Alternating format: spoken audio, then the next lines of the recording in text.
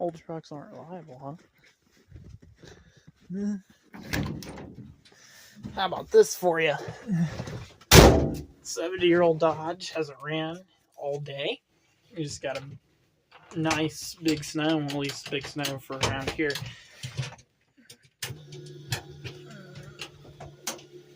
Got power. You know, I don't even know what you need to.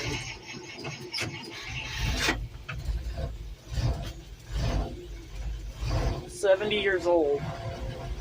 Get you some of that.